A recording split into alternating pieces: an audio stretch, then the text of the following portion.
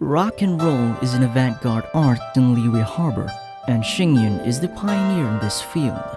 She rebels against ossified prejudices, using her music and passionate singing to awaken dazed souls fatigued by worldly matters. Every night, she will sling on the instrument that she made herself, stand on a self-constructed stage, and play self-composed tunes to every member of the audience.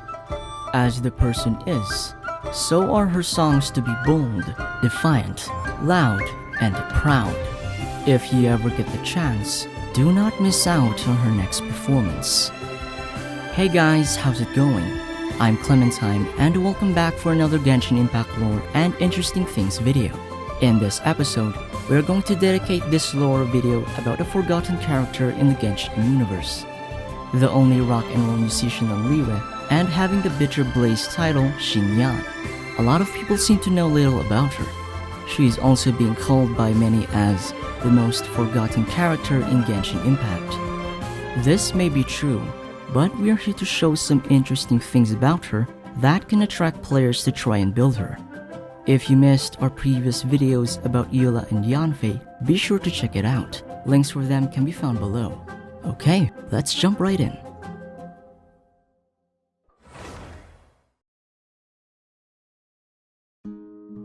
Xinyan was born into a poor family, and her parents placed a lot of pressure on her, giving her the best of what little they had, in the hopes that she would be able to rise to become Phoenix. Of course, this Phoenix would have to be something that they would recognize.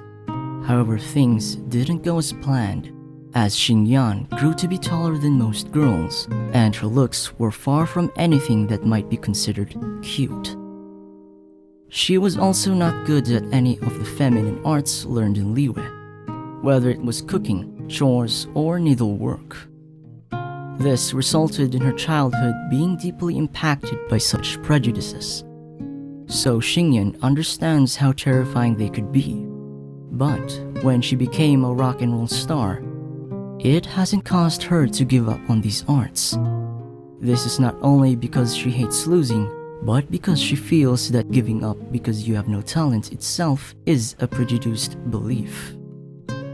The way Xinyan sees it, many adults fail to realize their potential because they are tied down by prejudice, giving in to the fear and endless anxiety. They do not understand what life is about or where they are going, so she wrote these thoughts into her songs, but invited mockery from the very same adults. These adults would tell her, "What does this brat know?" Even so, Xinyan did not waver. After all, such mockery was already present during her childhood. And if prejudice were something so easily overthrown, there would be no good in trying to fight it. After every performance, some seeds might sprout within the hearts of those adults who listen because she believes that rock and roll is like a seed.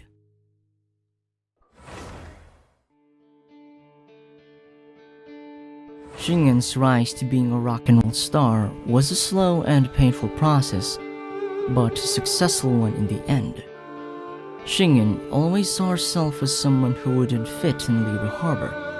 She only found where she belonged when she encountered rock and roll, but because she lived in a land that had no place for rock and roll yet, she needed to be able to attract enough attention to the people of Liyue.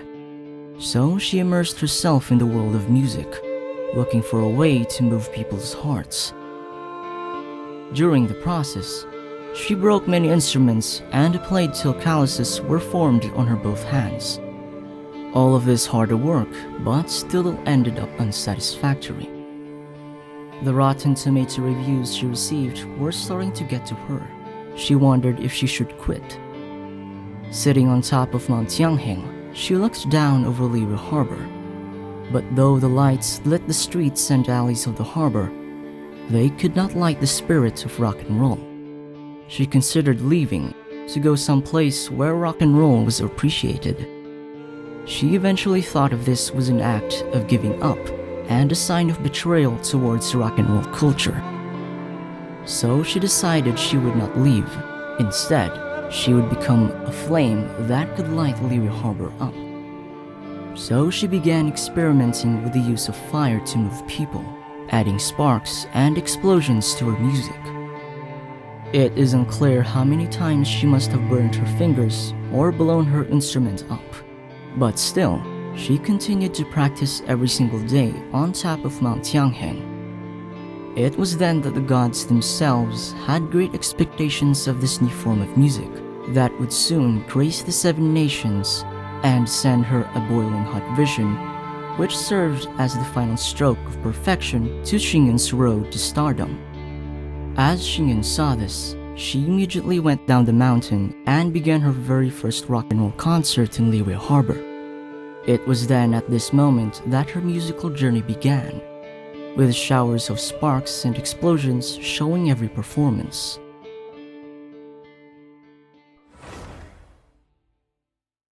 As Liyue's sole rock and roll musician, she rebels against ossified prejudices using her music and passionate singing. Despite having difficulty in improving its reputation for many reasons, she is not discouraged and continues to play, appreciating all who come to her performances.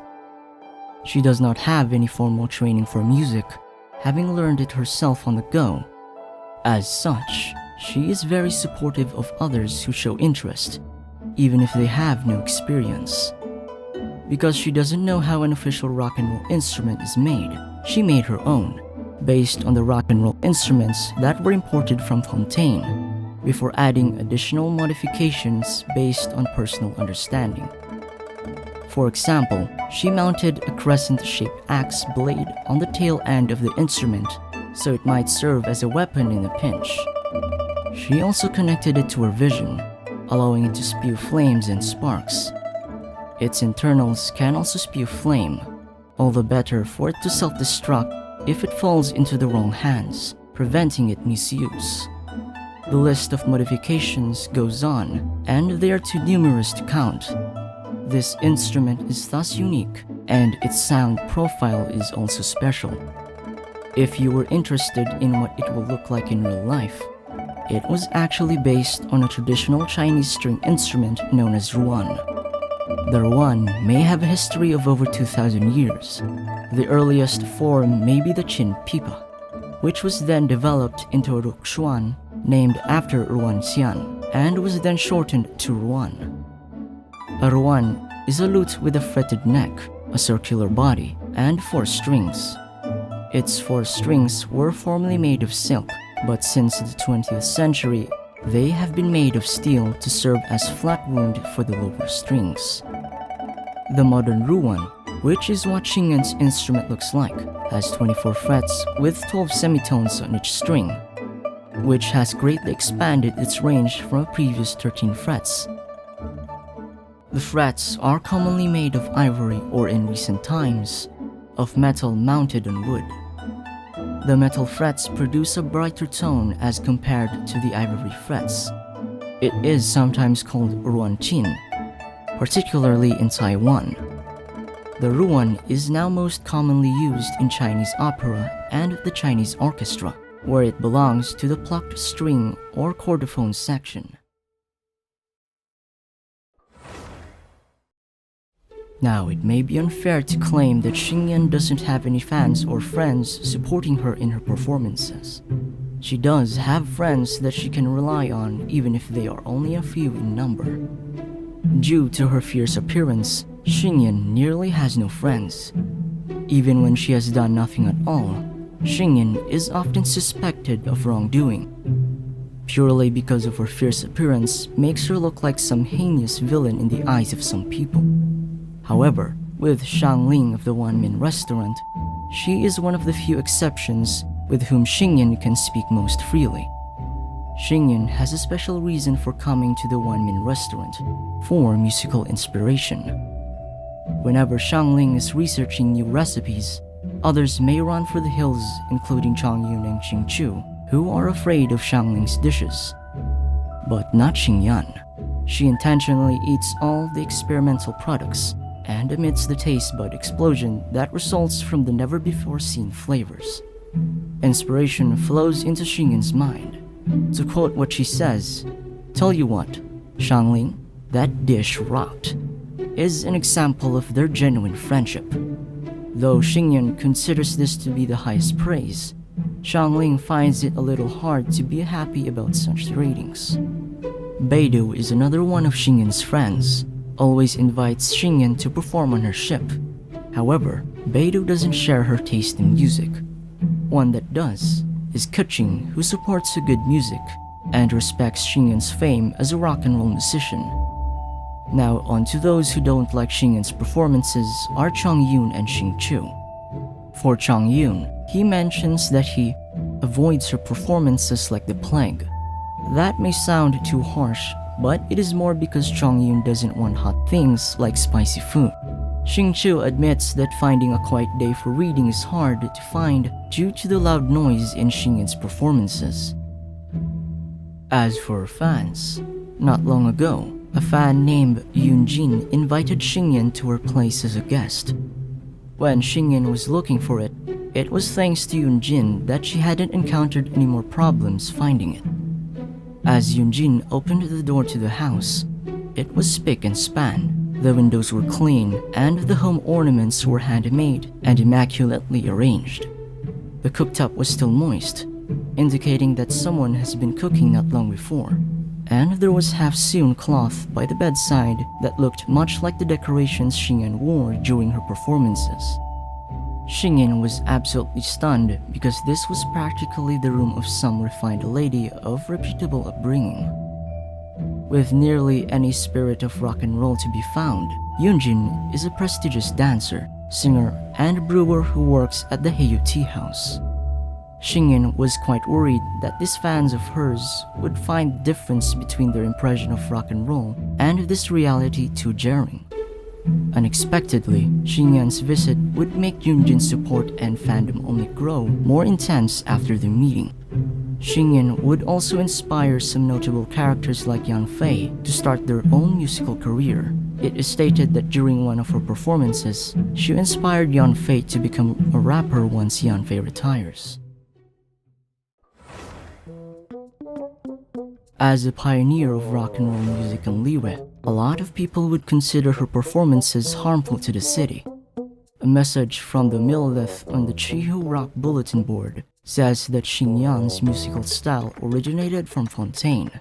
Xinyan takes offense to that claim, stating that her music is her own. After many warnings, the Millelith were finally forced to tighten their patrols and try to find ways to stop Xinyan from staging her performances. The subsequent battles of wits tended to turn out in Xinyan's favor, as she was often able to find a place to perform, set up a stage with frightening speed, and begin a raucous night with her audience.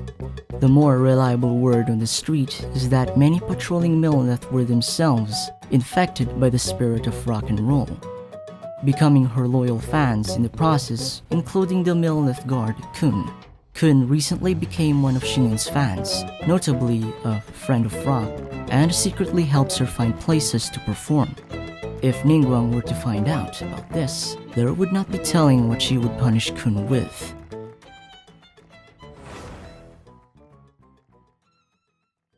Xinyan's constellation is named Phila Ignium, which translates to strings of fire. The Latin word phila means wires in English, and ignium, which means fires. Thus why it means strings of fire. One last interesting thing about her is that the second character in Xinyan's Chinese name, Yan, is not used in her Japanese name or the hanja that her Korean name is based off on. Instead, the Japanese and Korean names use this, which means Sono, which is pronounced identically to in Japanese and Korean, but has a different tone in its Chinese reading. This exception is only exhibited by Xinyan. All other Liyue characters are written with the same Chinese characters, kanji and hanja in Japanese and Korean. This may be because the Chinese character is not on the Japanese Joyo kanji list or the Korean basic hanja for educational use. Korean names of characters do not actually use hanja. However, their names in Korean are based off of the Sino-Korean reading of the Chinese character. And that's it. Now I want to hear from you guys from the comments. Let me know what you think about Xinyan as a character, or how her lack of appearance in story quests affect her reputation in the Genshin community. Will we be seeing her in a hangout or story quest anytime soon? Share us your thoughts down below. So now, if you enjoyed Genshin Impact content like this, be sure to check out our other stuff, including interesting facts for Genshin characters and lore videos. Now for everything else, I'm Clementine, stay tuned and be safe.